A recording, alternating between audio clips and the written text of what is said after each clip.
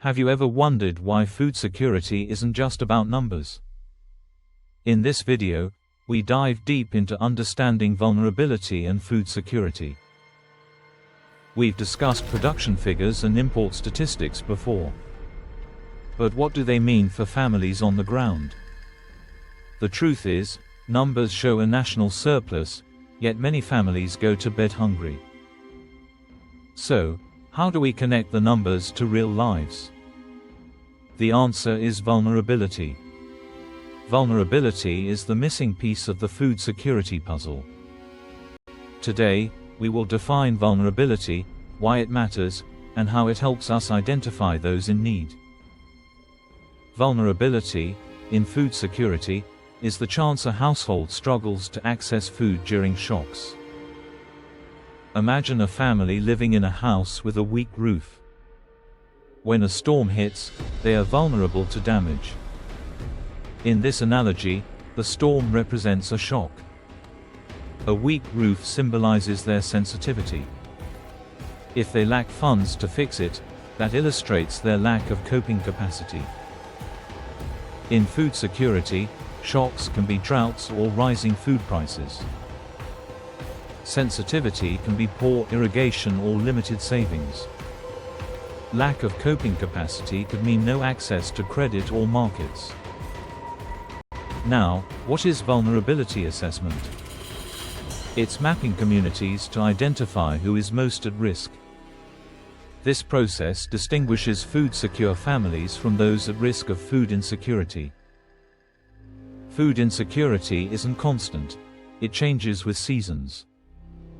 After harvest, many households feel secure.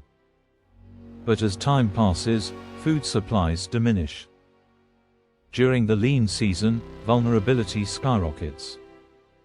Vulnerability assessments reveal household profiles that help us answer crucial questions.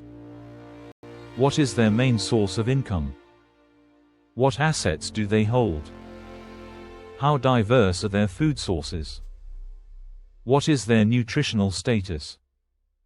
What safety nets exist in the community? These assessments guide food security planning and resource allocation. For example, they inform disaster managers where to target immediate assistance. They help governments decide which households need cash transfers. Now, let's differentiate food insecurity from vulnerability. Food insecurity means a household is currently hungry. Vulnerability indicates a household is at risk of falling into hunger.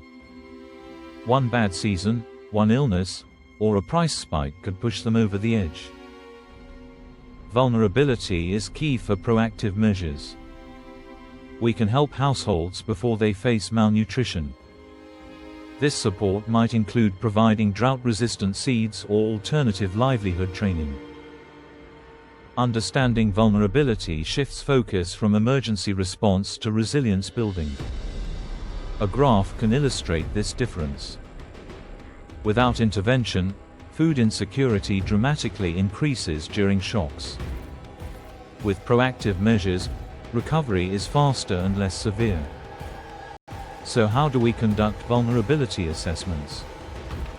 We use household surveys that gather data on income and assets. Community assessments help local leaders identify the most vulnerable families.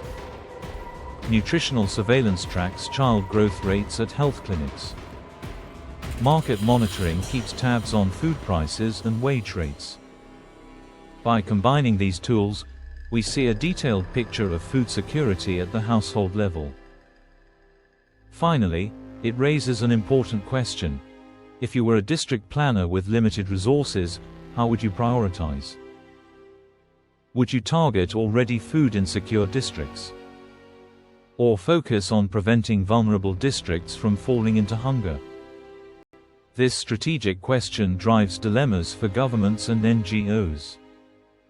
Vulnerability assessments provide the necessary data for informed decisions. As we conclude, consider how vital this understanding is. In our next video, we will explore how all these pieces fit into a cohesive early warning system that saves lives. If you found this information valuable, hit the like button and subscribe for more insights.